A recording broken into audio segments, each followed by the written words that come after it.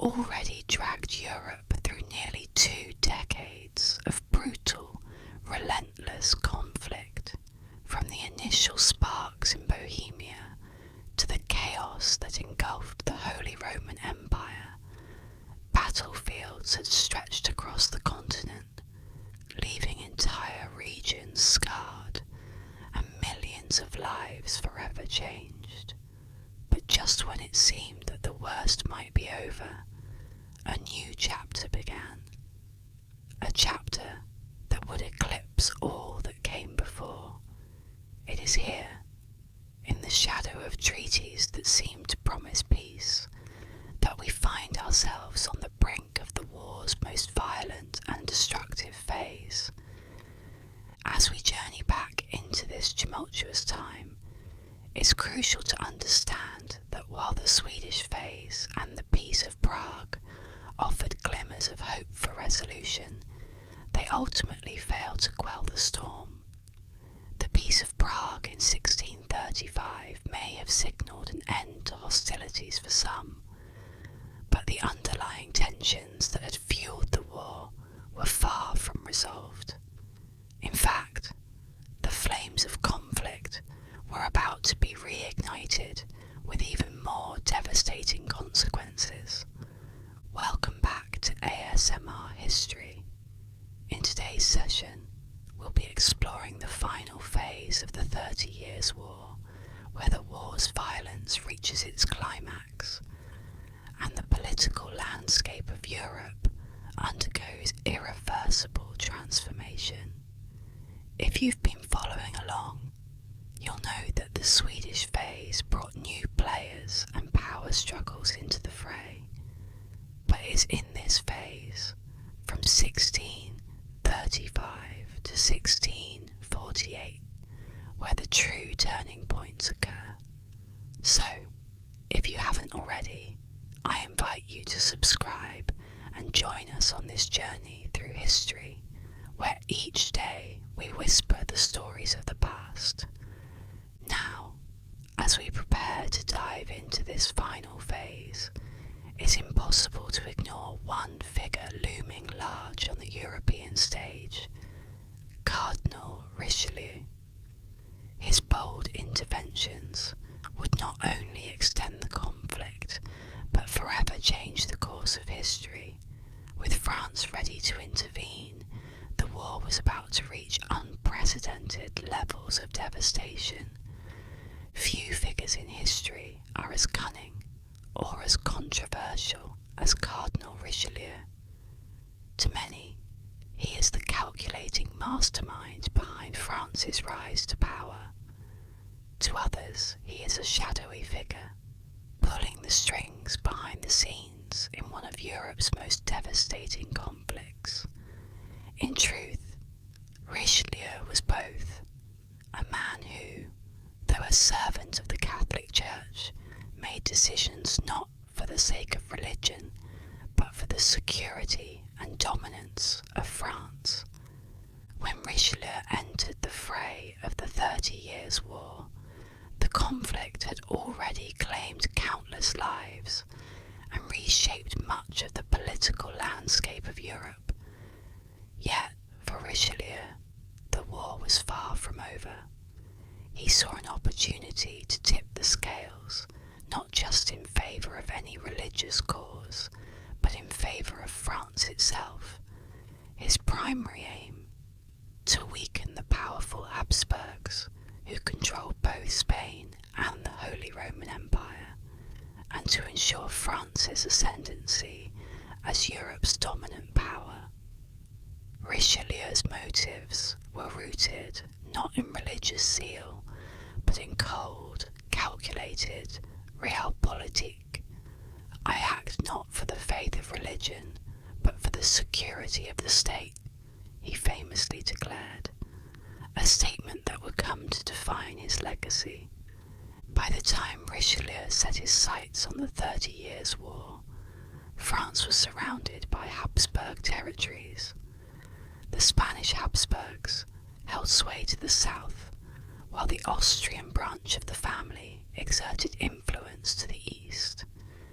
The These two great powers had long been France's rivals, and Richelieu saw in the war an opportunity to disrupt their dominance. Although France was officially a Catholic nation, Richelieu made the audacious decision to align with Protestant forces, an act that shocked many of his contemporaries. This was not about religious loyalty, but about survival and strategy. France, at the time, was a land torn between faith and ambition. On one hand, the Catholic Church was a powerful institution, shaping both the religious and political life of the country. On the other, the French monarchy had its own interests to protect, interests that often ran counter to the Church's goals. For Richelieu, a staunch Catholic and cardinal of the Church, the decision to side with Protestant forces against the Catholic Habsburgs was not made lightly. But to him, the equation was simple. The enemy of my enemy is my friend. Protestant powers such as Sweden, the Dutch Republic, and certain German princes were already fighting the Habsburgs. By supporting these Protestant forces, Richelieu could weaken the Habsburg stranglehold on Europe while advancing France's position. Yet, Richelieu's decision was not without its risks. Supporting Protestant forces meant alienating Catholic allies and potentially facing internal dissent within France itself. Many in the French court, not to mention the Catholic clergy, were appalled at the idea of aiding Protestants. After all, Europe had been embroiled in religious wars for decades, and the idea of a Catholic cardinal supporting Protestant armies seemed nothing short of blasphemy. But Richelieu's brilliance lay in his ability to navigate these treacherous waters with both grace and ruthlessness. He quelled opposition at home, silenced his critics, and pursued his vision with unwavering resolve. As France's involvement deepened, Richelieu's strategic genius became evident. Rather than throw France's full military might into the war immediately, he began by providing financial support to the Protestant forces already fighting the Habsburgs. France's coffers helped fund the Swedish army, which had been waging a successful campaign under the leadership of King Gustavus Adolphus. Richelieu knew that by strengthening France's allies, he could avoid direct confrontation with the Habsburgs until the moment was right. This approach allowed France to play a pivotal role in the conflict without risking its own forces in the early stages. But Richelieu's ambitions went beyond simply weakening the Habsburgs. He wanted to ensure that France emerged from the war stronger than ever before. To that end, he sought to expand French influence in the territories surrounding the Holy Roman Empire. His eyes were particularly set on the Spanish Netherlands and regions along the Rhine River. If France could control these areas, it would not only weaken Spain's hold on Europe, but also secure critical trade routes and military positions for France's future. However, the war did not unfold entirely as Richelieu had envisioned. Despite his efforts to destabilise the Habsburgs through alliances and proxy wars, their forces proved to be more resilient than anticipated. By 1634, the tides of war were shifting once again. The Habsburgs, aided by their Spanish allies, began a resurgence, launching a series of coordinated offensives that threatened the very core of Protestant resistance. For Richelieu and his allies, the stakes were higher than ever. Southern Germany, long a battleground for various forces, had now become the critical theatre where control of the war would be decided.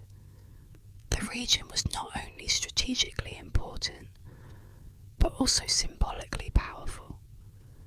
Whoever controlled southern Germany would gain a decisive upper hand. Protestant armies, under pressure from multiple fronts, were pushed to their limits. Yet, despite the mounting challenges, there was still hope that a decisive victory could turn the course of the conflict in their favour. Richelieu had been carefully balancing his involvement, supporting Protestant forces financially and diplomatically, while avoiding full military commitment. But, as the Habsburgs pressed forward, Richelieu found himself forced into a corner. The conflict, once seemingly under control, was slipping through his fingers. The question was no longer if France would intervene more aggressively, but when and to what extent. As the Protestant forces prepared for what they believed would be a critical confrontation in southern Germany, all eyes were on the upcoming battle. Richelieu knew that this would be the moment that could either break the Habsburgs' resurgence or force him to escalate France's involvement to unprecedented levels. The stakes had never been higher, and the conflict was hurtling towards a showdown that would determine the future of Europe. What followed would be a clash that would shake the foundations of the Protestant cause and change the course of the war forever. The Battle of Nordlingen, fought in September 1634, was a cataclysmic turning point in the 30 Years' War. By this stage, the Protestant forces, emboldened by years of Swedish successes under King Gustavus Adolphus, believed they could continue to push back the Catholic armies. But what was once a tide turning in their favour was about to be met with fierce resistance. Nordlingen, a small Bavarian town, would become the site of one of the bloodiest and most decisive battles of the entire war. As the Imperial and Spanish forces advanced towards the town, the Protestant coalition, made up largely of Swedish and German forces, hurried to intercept them. The stakes were immense. For the Protestant cause, victory would secure their hold on southern Germany and deal a blow to Habsburg power. For the Catholics, it was an opportunity to reassert their dominance after years of being pushed onto the defensive. Both sides knew that whoever controlled Nordlingen would control the future of the war. On the morning of September 6th, 1634, the battle commenced. The Protestant forces, under the leadership of Swedish commanders Gustav Horn and Bernard of Saxe-Weimar, faced off against a formidable Catholic army commanded by Ferdinand of Hungary and Cardinal Infante Ferdinand of Spain.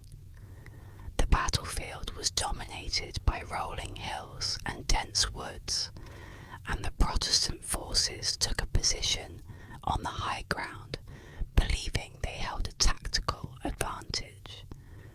What they didn't anticipate, however, was the sheer scale of the Catholic army they were about to face. The Catholic forces were far better equipped and outnumbered their opponents. As the battle wore on, the Protestant troops struggled to maintain their foothold on the hills. The Catholic army, bolstered by fresh Spanish reinforcements, launched a series of devastating assaults.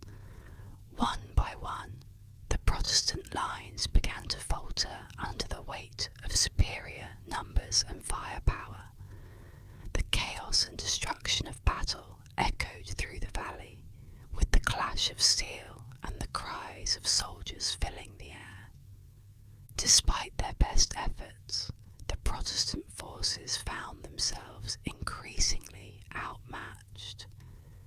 The Swedish soldiers, once the pride of the Protestant cause, were now facing complete collapse. The relentless Catholic onslaught eventually broke through their defences, and the battlefield became a scene of utter carnage. Thousands of Protestant soldiers were killed or captured, and their hopes of securing southern Germany vanished in a single, brutal day.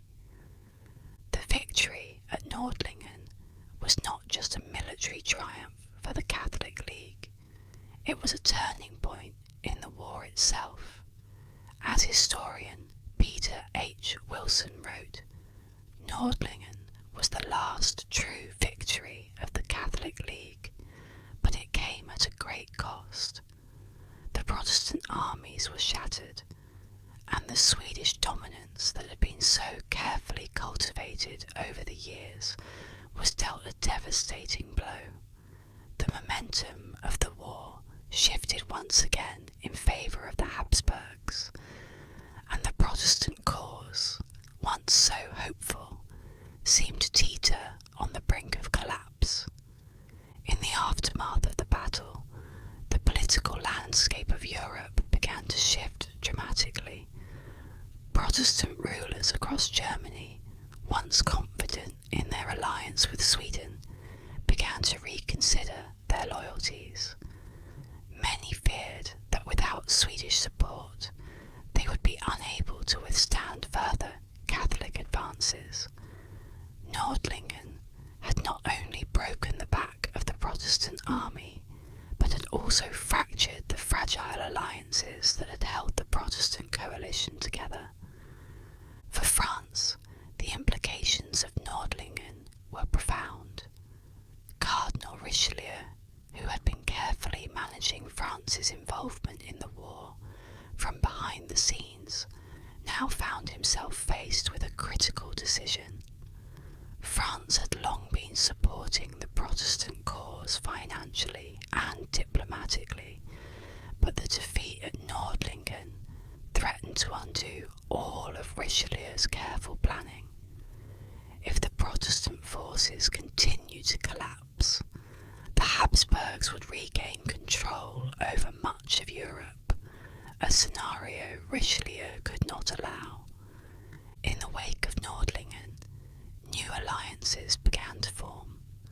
The once dominant Protestant Swedish coalition was no longer enough to counterbalance the might of the Catholic League.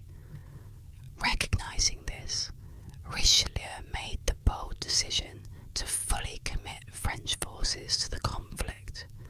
What had once been a proxy war for France was now about to become a full-blown military engagement.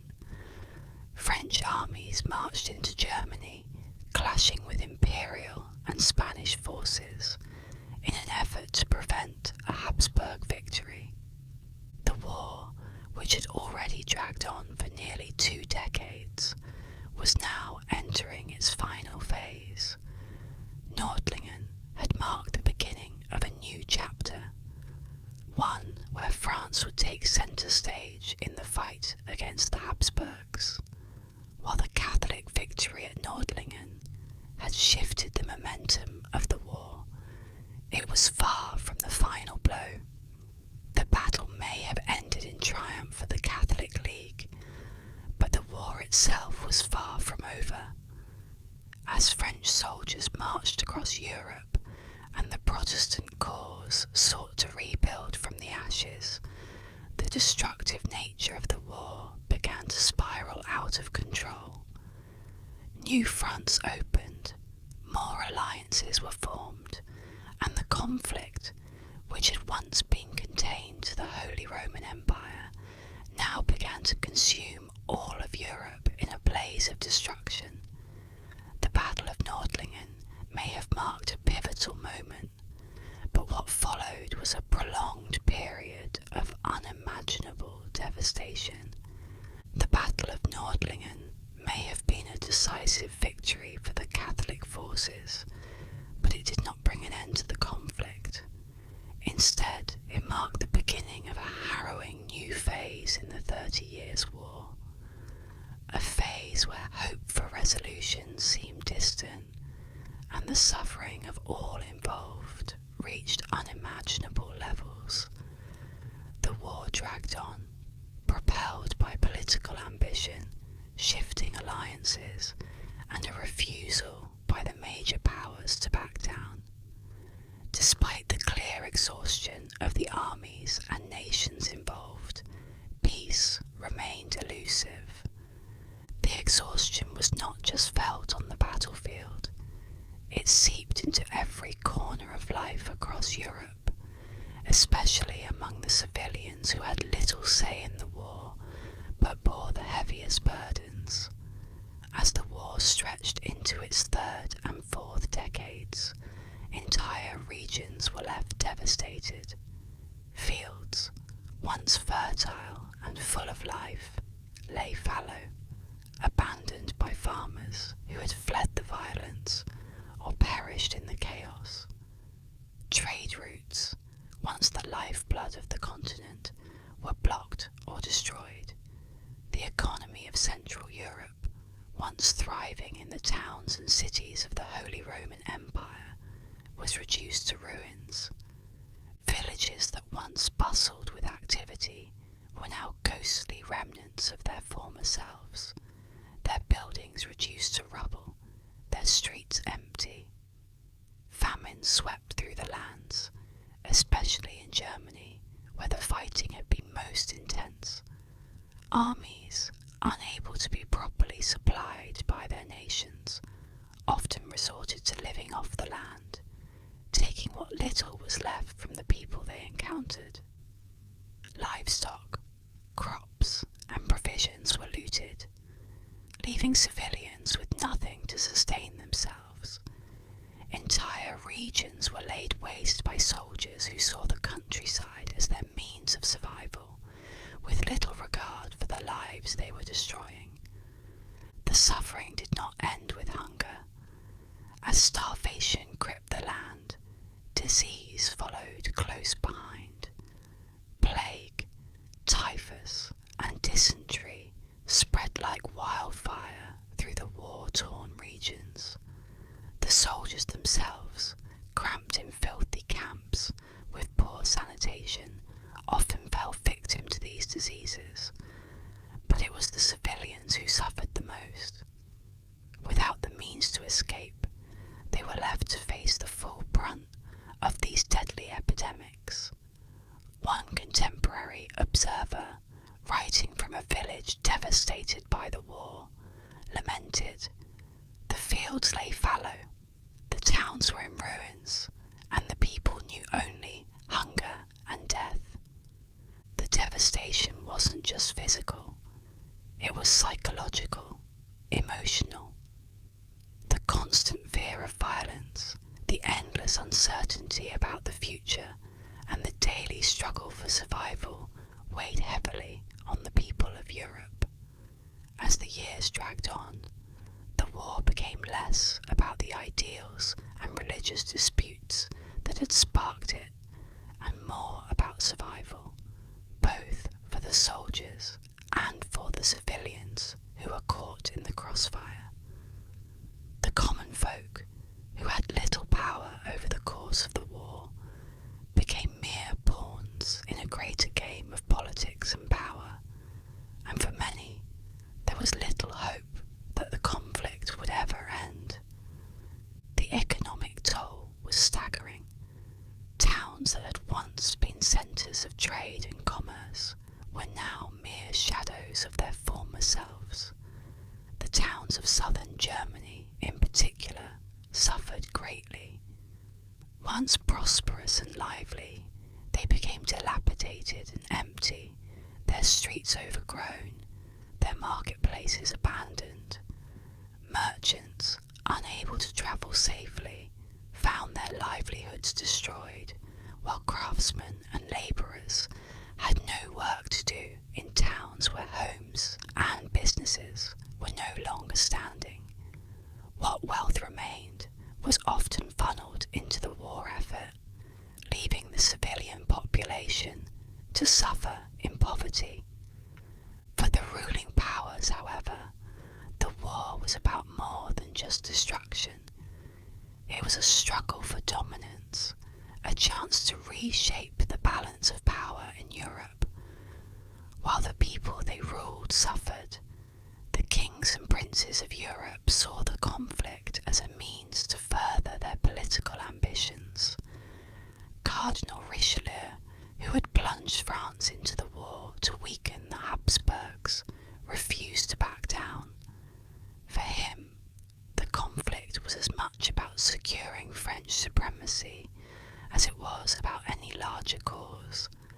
Despite the growing devastation, Richelieu and the French court continued to commit vast resources to the war, hoping that the eventual collapse of the Habsburgs would secure France's position as the dominant power in Europe.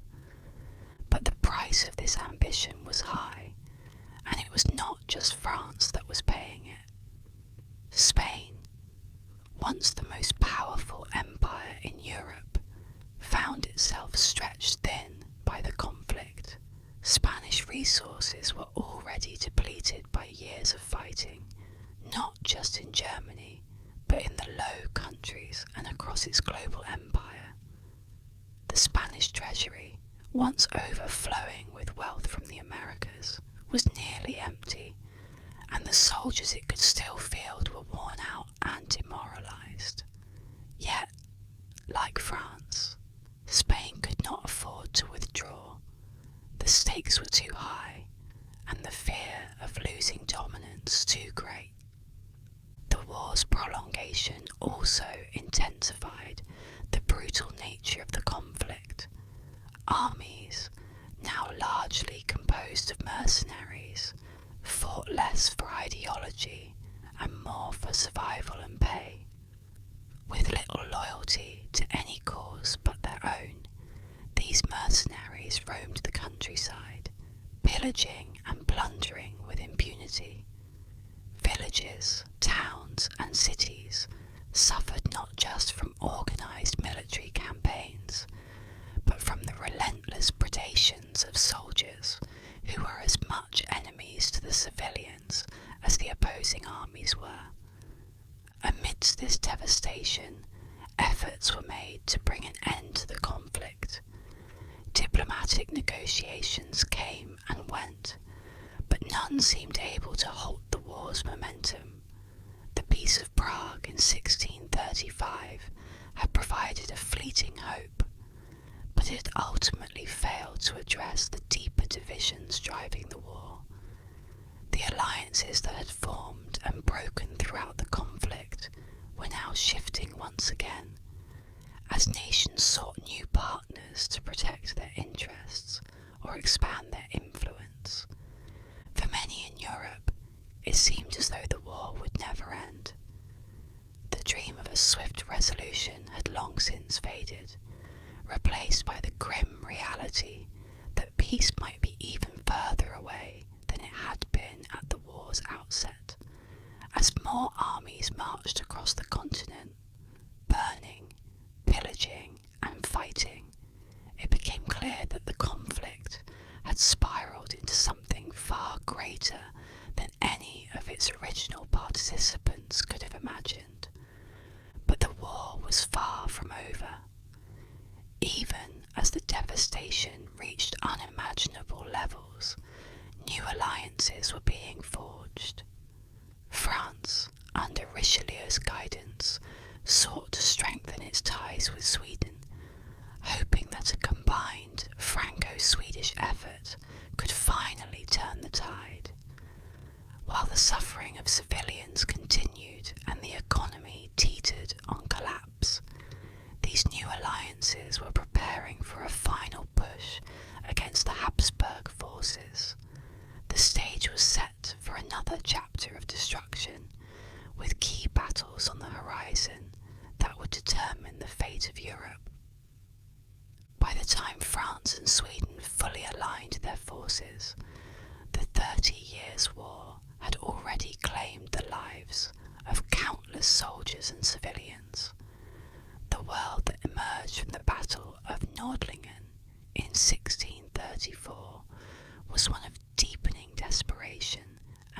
shifting strategies. Both sides, Protestant and Catholic, had long since abandoned their original motivations of faith and duty to their rulers. As Friedrich Schiller wrote in his History of the 30 Years' War, this was no longer a war for God or king, but a war for survival and power. The French-Swedish alliance, forged out of necessity rather than shared ideals, was built on a foundation of ambition. Cardinal Richelieu of France sought to cripple the Habsburgs and secure French supremacy in Europe. Meanwhile, Sweden, having suffered a blow at Nordlingen, was eager to recover its standing as the Protestant bulwark against Catholic dominance. With these goals in mind, the two powers set out to wage a brutal and unrelenting campaign against the Habsburgs, launching a new phase of the war marked by strategic sieges, drawn-out battles, and ever-shifting alliances. The French-Swedish alliance faced no small task. The Habsburgs, though weakened, were still a formidable force, with strongholds across Europe. What followed was a series of grueling military engagements, each more punishing than the last. The conflict no longer revolved around sweeping, decisive battles, but rather became a war of attrition. Long sieges and protracted campaigns drained both sides of resources, and the once glorious armies of Europe found themselves bogged down in endless cycles of attack and counterattack. One of the most significant early victories for the Franco-Swedish alliance came at the Battle of Wittstock in 1636. Here, Swedish forces under General Johan Bernaer decisively defeated the imperial army, reinvigorating Protestant hopes after the disastrous defeat at Nordlingen. The battle was a hard-fought one, taking place on uneven terrain, where Bernaer's clever use of the landscape allowed the outnumbered Swedish forces to surprise and overwhelm their enemies. Wittstock was a much-needed victory, but it came at a heavy cost in terms of men and morale. The war was clearly grinding on longer than anyone had anticipated, and the lines between winners and losers were beginning to blur. Meanwhile, French forces launched their own campaigns, stretching from the Low Countries to Italy. The French army, under the command of commanders like Louis de Bourbon, Prince of Condé, and Marshal Turenne, waged fierce battles across multiple fronts. One of the most notable clashes came in 1643 at the Battle of Rocroi, where Condé led the French to a crushing victory against the Spanish Habsburg forces. Rocroi shattered the myth of Spanish invincibility, dealing a blow to Spain's morale and signalling a shift in the balance of power. The victory was a turning point for France, proving that it was now a dominant military force on the continent. But even as victories were claimed on both sides, the war began to lose any sense of purpose beyond sheer survival and political manoeuvring. Battles like those fought at Freiburg in 1644 or Jankau in 1645 showed the increasingly grim nature of the conflict. At Freiburg, Marshal Turenne and the Duke of Enghien faced the daunting task of trying to drive the imperial forces from the region. The battle dragged on for weeks, with neither side able to gain a decisive advantage. The terrain, a mix of dense forests and rolling hills, made every movement costly and slow. In the end, Freiburg was a technical victory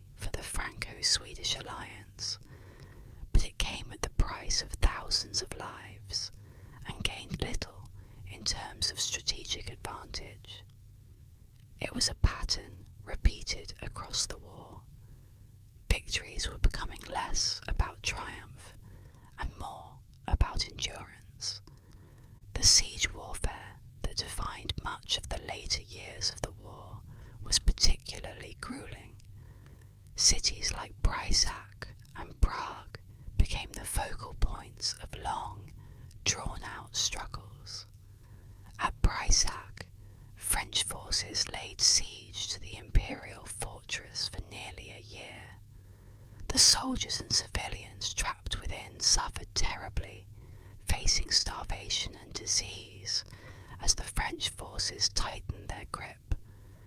When Breisach finally fell in 1638, the victory was hollow. Its walls were shattered, its people decimated. Yet the war continued, as if driven by its own momentum, no longer controllable by the men who had started it. As the war progressed, both sides became increasingly reliant on political manoeuvring and diplomatic intrigue. The motivations of God and king that had once driven armies to the battlefield had long since faded. Instead, the conflict became a contest of political power, with France and Sweden determined to weaken the Habsburgs at any cost. Strategic alliances were formed and discarded with startling frequency. Protestant and Catholic loyalties meant little compared to the desire for survival, territory, and influence. Both sides employed strategies that reflected the shifting nature of the conflict. The Catholic forces, led by the Holy Roman Empire and Spain, sought to defend their territories while maintaining a stronghold in Central Europe. They relied on a mix of mercenaries and loyal imperial troops, often employing defensive tactics to hold key cities and fortresses. In contrast, the Franco-Swedish alliance took a more offensive approach, attempting to press their advantage on multiple fronts and stretch the Habsburg forces thin. One key example of this was the Swedish strategy in Bohemia, where they sought to reclaim lost ground from imperial forces. The Battle of Jankau in 1645 was a critical engagement in this theatre. The Swedish army, commanded by Field Marshal Lennart Torstensson, dealt a crushing blow to the imperial forces, effectively neutralising their ability to launch further offensives in the region. The battle was bloody and chaotic, with both sides suffering heavy casualties. But for the Swedes, it was a significant victory that opened the door for further advances into Habsburg territory. Meanwhile, France continued its campaigns in the Low Countries, where the Spanish Habsburgs were desperately trying to hold on to their territories. The war in this region became one of siege and counter-siege, as cities like Dunkirk and Gravelines changed hands multiple times. French forces under Marshal Turenne and Prince Condé fought relentlessly to weaken Spain's grip on the region. Yet, even as French victories mounted, the war's toll on the people and land became unbearable. The soldiers were weary, the coffers of Europe were emptying, and the once vibrant cities of the continent lay in ruin. By the late 1640s, it was clear that the war could not continue much longer. The battles, though still fierce, were becoming more a matter of survival than conquest. France and Sweden had proven their strength, but the cost had been immense. The Habsburgs, though battered, were still standing. Both sides were exhausted, and the political leaders who had once believed in victory at any cost began to realise that diplomacy might offer the only way out of the endless cycle of violence. The Franco-Swedish alliance had succeeded in shifting the balance of power in Europe, but the path forward was no longer through war. The question now became how to negotiate peace without sacrificing the hard-won gains of nearly 3 decades of conflict. As the armies continued their grim marches across the continent, the diplomats of Europe began to gather behind closed doors, preparing for what would become the most significant series of peace talks in European history, the Treaty of Westphalia. By the mid-1640s, the toll of the 30 Years' War had become unbearable. The fighting had ravaged Europe for nearly 3 decades, leaving entire regions devastated and populations decimated. Soldiers were exhausted, nations were financially drained, and the political ambitions that had once fueled the conflict were being overtaken by a desperate desire for peace. The time had come for diplomacy to take centre stage, and the nations that had been locked in bloody combat were finally ready to seek an end to the war.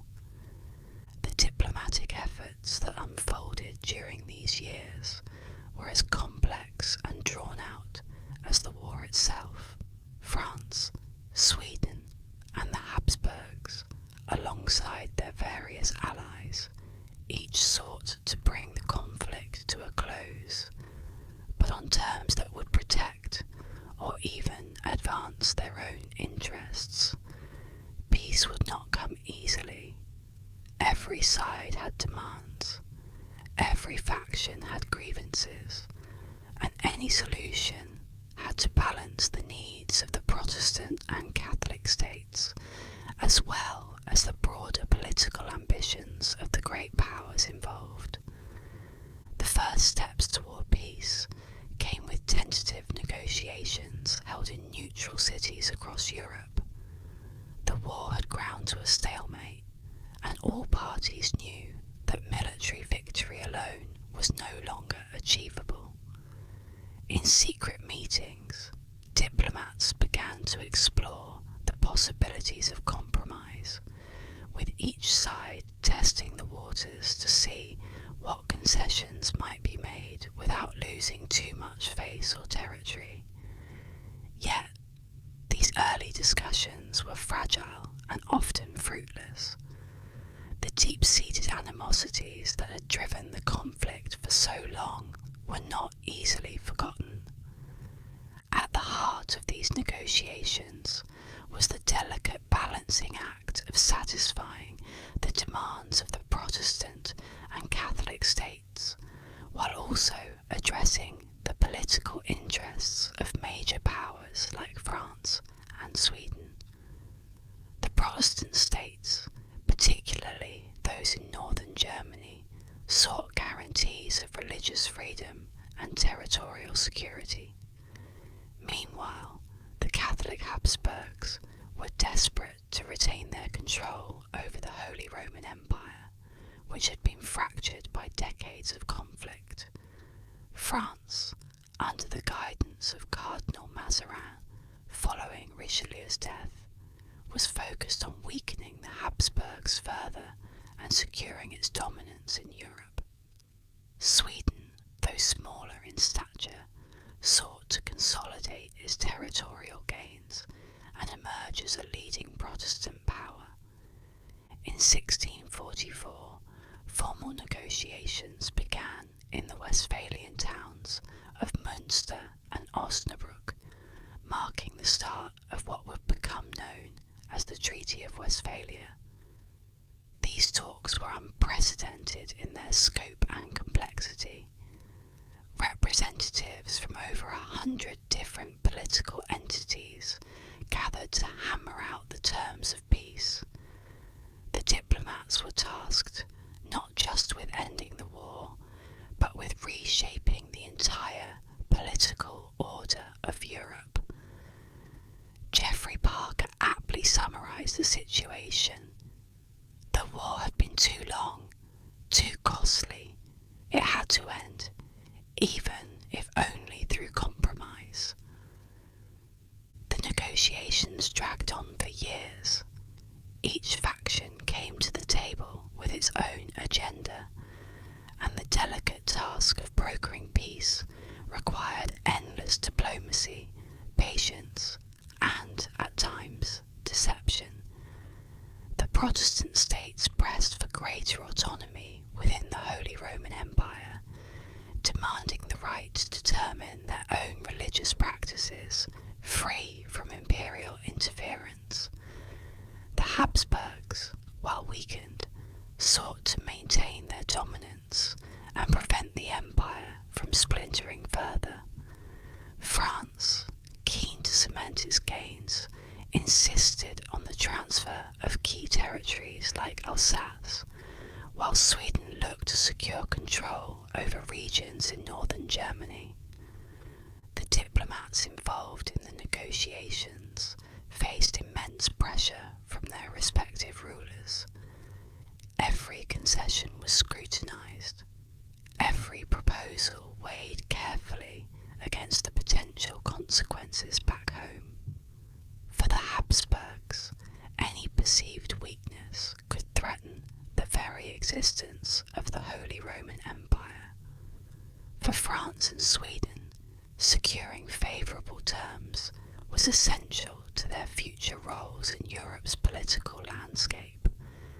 The stakes were enormous, and failure was not an option. As the talks progressed, it became clear that compromise was the only path forward. No side would leave the table with everything they wanted. But after decades of war, the cost of continued fighting was simply too great. The suffering of civilians, the economic devastation, and the sheer exhaustion of the warring nations had created a sense of urgency that could no longer be ignored. The final terms of the Treaty of Westphalia, signed in 1648, represented the culmination of these long, difficult negotiations. The treaty not only ended the 30 Years' War, but also redefined the political order of Europe. The Protestant states secured their religious freedoms, with Calvinism officially recognised alongside Lutheranism and Catholicism. The Holy Roman Empire, though weakened, remained intact, but the authority of the emperor was significantly curtailed, giving more power to the individual states. France and Sweden both emerged as major players, with France gaining key territories in the west, and Sweden securing control over important regions in the north. The Treaty of Westphalia marked the end of one of the most destructive conflicts in European history, but it also set the stage for a new era of diplomacy. For the first time, the concept of state sovereignty was formally recognised, with each state granted the right to govern its own affairs without outside interference. The balance of power in Europe had shifted, and the war's end signalled the beginning of a new order that would shape the continent for centuries to come. But while the diplomats had succeeded in bringing an end to the war, the scars of the conflict would linger for generations. The fields that had once been fertile remained barren. The towns still lay in ruins, and the people who had suffered through decades of violence now faced the daunting task of rebuilding their lives. The 30 Years' War was over, but the peace that followed would not be easily won. With the treaties signed and the armies retreating, Europe stood at a crossroads, forever changed by the horrors of war and the fragile hope of diplomacy. As we bring this chapter to a close, it's time to look ahead. In the next episode, we'll explore how the Peace of Westphalia shaped the future of Europe, setting the stage for the rise of new powers and new conflicts. History, after all, never stands still. As we draw our story of the 30 Years' War to a close, it's impossible to overlook the profound role France played in the conflict's final, brutal phase, under the strategic leadership of Cardinal Richelieu. France's decision to enter the war in full force in 1635 turned a regional religious struggle into a continent-wide political battleground. What began as a fight over faith had long transformed into a war for power, territory, and survival. With the French-Swedish alliance taking up arms against the Habsburgs, the war spiraled further into chaos, leaving Europe in ruins. The last years of the war were a testament to the devastation that unchecked ambition and political manoeuvring could bring. Cities were laid to waste. Fields once fertile turned into barren battlefields, and millions of lives were lost. The people of Europe, from the heart of Germany to the outskirts of France and Spain, endured unimaginable suffering. By the time the diplomats began negotiating peace, exhaustion had gripped every corner of the continent. As Geoffrey Parker observed, the war had been too long, too costly. It had to end, even if only through compromise. But peace was not won easily. The journey to the Treaty of Westphalia was fraught with tense negotiations and political jockeying. The treaty, signed in 1648, would not only bring an end to the 30 Years' War, but also reshape Europe in ways that would echo through the centuries. In our final episode, we will explore the legacy of the Treaty of Westphalia, how it altered the balance of power in Europe, introduced the concept of state sovereignty, and laid the groundwork for the modern political landscape. We will dive into the aftermath of the war and the far-reaching consequences it had on the nations that fought and the people who endured. Thank you for joining me on this journey through one of Europe's most devastating conflicts. If you've enjoyed this series, I invite you to subscribe and stay tuned for the final episode